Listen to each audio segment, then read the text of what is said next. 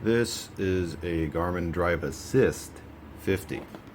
It's got the dash cam in it. I just did a repair on this by taking out a screen from a DriveSmart 50, which is what this video is about. Just a quick note on the Drive Assist 50. This is blinking because it's not recording video at the moment. I'm just giving it a charge. This one actually doesn't belong to me. It belongs to someone else. Did the repair on it and the screen worked. The DriveSmart 50 screen is compatible with the Drive Assist 50, which is why I was able to repair this. And what's the difference between a Drive Assist 50 and a Drive Assist 51? This one does not record dash cam audio, but the 51 does. Although I think that the Drive Assist 50 is the better model. It seems to be more stable as far as its operation is concerned, but this is about this guy right here. Oh, hello. It is the DriveSmart 50, and I wanted to show this while I have it. Now this screen, this is the one that came out of the Drive Assist. This screen is dead to the world.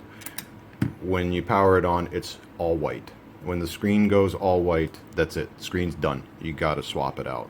So I swapped out the DriveSmart 50 screen into the Drive Assist 50, and now it's working again, so that's all good.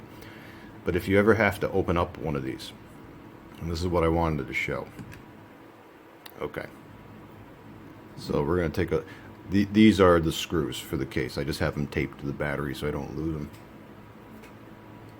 Now, first of all, when you look at the Drive Assist 50, you'll notice there is a pad on the back of this, whereas you don't ordinarily see that on these. What's that for? Well, in the direct smack in the middle of the Drive Assist is the dash cam, and this is to offer some type of protection, maybe possibly a heat shield. I don't think it's a heat shield. Well, I didn't have one of these pads, so I just threw in the screen. Seems to work, so okay. And the connector, ribbon connector, is the same for it.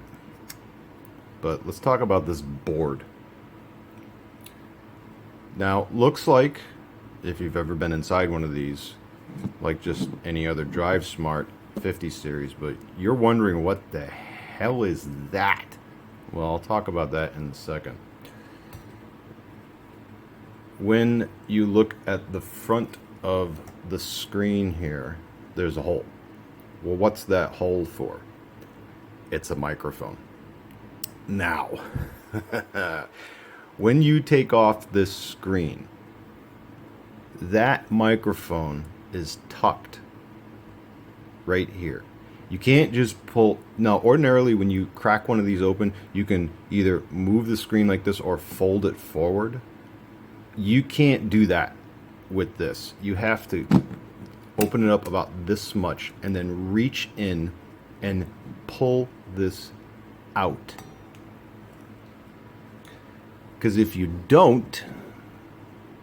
See those two tiny little solder joints right there? I've broken those before, and I've had... Not on this one, but I have had to resolder that. This is the factory installation of how this thing works. And there's this tiny little microphone right here that goes into the screen bezel, and that is how this thing works. And now, what happens if you break this off? The unit will still function, but the voice control won't work. That's the only thing. So if you do happen to bust this thing off, which is too easy to do, by the way, as I have done on another DriveSmart 50.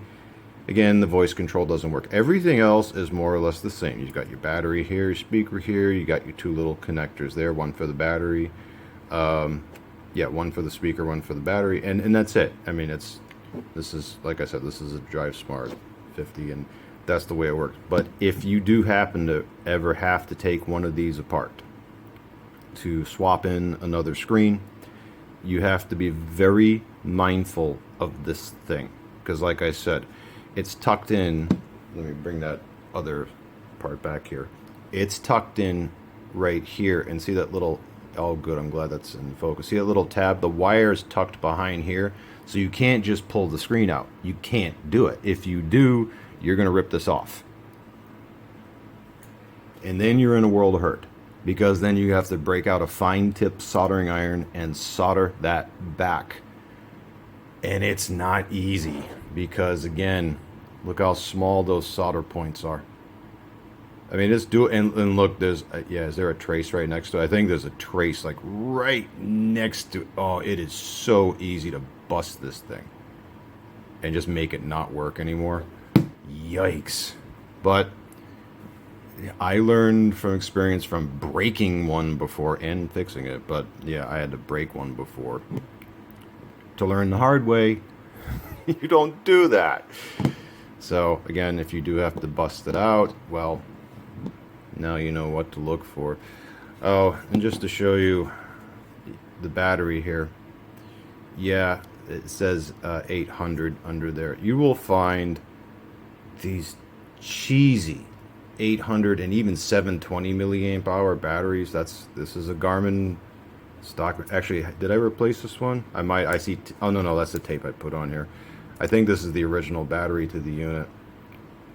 But if you do have to replace the battery, yeah, that's the final thing I'll say. Is it safe to put in an 1100 milliamp hour battery? If the connector is correct, yes. It doesn't mean it will overpower it. All that means is that it will have a longer charge, which is good, which is very good for one of these.